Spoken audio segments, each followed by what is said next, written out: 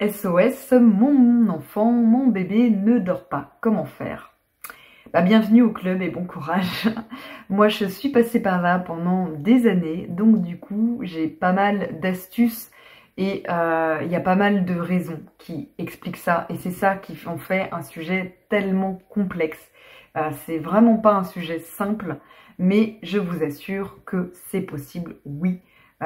Des enfants qui dorment, c'est possible. Parfois, par contre, ça prend vraiment du temps, des années. Et oui, des années. Moi, pour mes deux garçons, Lucas, donc ça a pris 5 ans. Et Auguste, 2 ans et demi. Je sais aujourd'hui que si j'ai la chance d'avoir un autre enfant, je repasserai pas du tout par les mêmes étapes parce que maintenant je sais. Maintenant je sais. Et donc à travers mon expérience, ça m'a permis vraiment d'avoir un panel de tout ce qui pouvait impacter le sommeil. Et il y a vraiment énormément de choses au niveau émotionnel et au niveau énergétique. Donc il y a évidemment la base, c'est-à-dire comment la grossesse s'est passée, comment l'enfant a été conçu, comment la naissance s'est déroulée. Ça déjà, là-dedans, il peut y avoir d'énormes freins, d'énormes blocages quand ça a été le cas comme Lucas qui a une naissance compliquée, traumatique. Eh bien forcément, il y a des petits bouts de lui qui étaient restés bloqués dans cet épisode-là et qui faisaient en fait qu'il n'était pas serein par rapport à ça. Donc là, c'est d'aller faire un revécu de naissance. La maman peut faire un revécu de naissance sans qu'il y ait l'enfant impliqué, parce que l'enfant est forcément impliqué. En fait, l'enfant est dans l'énergie des parents pendant très longtemps, et surtout les 7 premières années, il est dans l'énergie de la maman. Et même jusqu'à 21 ans, qui est la majorité à peu près énergétique, il y a toujours moyen de faire des séances en allant sur les parents. Donc ça peut être lié à la conception, à la grossesse. Donc s'il y a eu des chocs, des émotions lourdes et que voilà, que l'enfant n'a pas conscientisé ce qui s'était passé.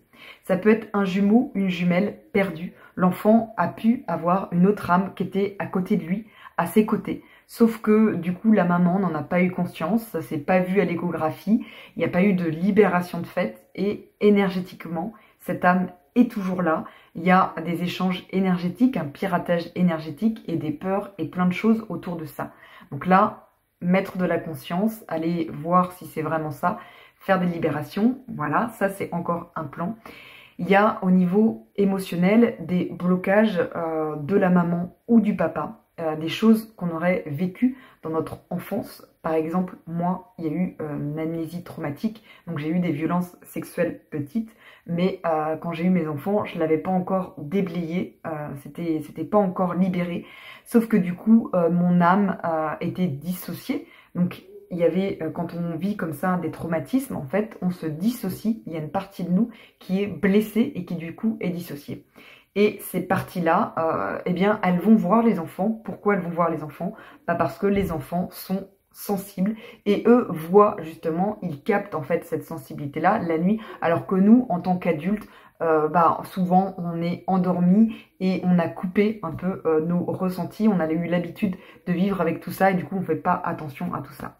Donc d'aller se poser la question, est-ce qu'il n'y aurait pas des choses dans mon enfance qui pourraient expliquer et des choses dont je n'aurais pas souvenir, parce que moi c'était des choses vraiment où j'avais que quelques mois donc je pouvais pas avoir souvenir, mais j'avais des signes et des symptômes qui laissaient penser que j'avais vécu des traumatismes. Donc ça c'est l'aspect simple de la vie actuelle. Après il y a tout ce qui est mémoire karmique, donc ça peut être des mémoires bloquantes de l'enfant. Moi, c'est en fait mes enfants, ils avaient toutes les couches. C'est pour ça que ça a été vraiment aussi long.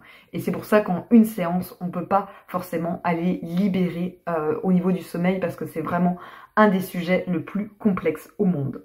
Donc, au niveau karmique, l'âme de mes enfants avait vécu des traumatismes et qui faisaient que ça se rejouait la nuit et qu'ils n'étaient pas en paix avec ça. Donc, libération karmique par rapport à ça. Propre libération karmique par rapport à moi, parce que toujours pareil, eux ils sont plus connectés que moi et donc ils étaient plus sensibles et c'était comme un appel, comme un rappel en fait, le fait qu'à chaque fois qu'il y a un des enfants qui dort pas, c'est vrai qu'après je me dis bon, qu'est-ce qui s'est passé, qu'est-ce que j'ai à libérer? Donc vie karmique, transgénérationnel aussi, il y a eu beaucoup d'histoires. Eh bien, le transgénérationnel, c'est l'histoire des ancêtres. Et donc, dans ma famille, il y a énormément de choses. La famille de mon mari, c'est pareil, et il passait forcément par les enfants. Et donc là, eh bien, il y a eu des interruptions de grossesse qui, les enfants n'étaient pas reconnus. Or, chaque interruption de grossesse, l'enfant doit avoir sa place, sa juste place.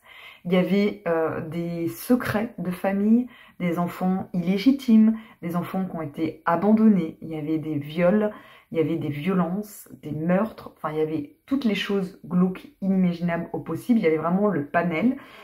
Donc à chaque fois c'était libération de couche après couche.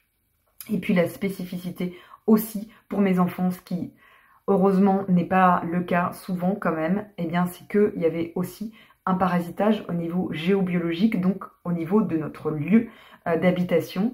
Donc il y avait voilà, des entités, des choses humaines ou non humaines aussi, et donc il y avait un parasitage aussi dans leur champ énergétique, de choses beaucoup plus sombres, beaucoup plus glauques, où là, pareil, a fallu aller déblayer et fermer les portes au fur et à mesure, parce que ces entités-là se mettent en fait quand on a des failles émotionnelles, quand il y a eu des blessures qui n'ont pas bien été guéries, que ce soit dans cette vie-là, dans d'autres vies, sur le transgénérationnel, et les enfants étant la lumière, et ben eux, malheureusement, ils héritent de tout ça. Et puis aussi, ce qui a aidé aussi, donc à déblayer à chaque fois les couches, eh bien c'est aussi un éveil de leur conscience, donc leur faire poser des limites saines, apprendre avec eux ce que c'est l'invisible, le visible et l'invisible. Donc il y a un programme justement qui s'appelle SOS Monstre, où je parle en fait de toutes les astuces que j'ai mis au quotidien avec mes enfants.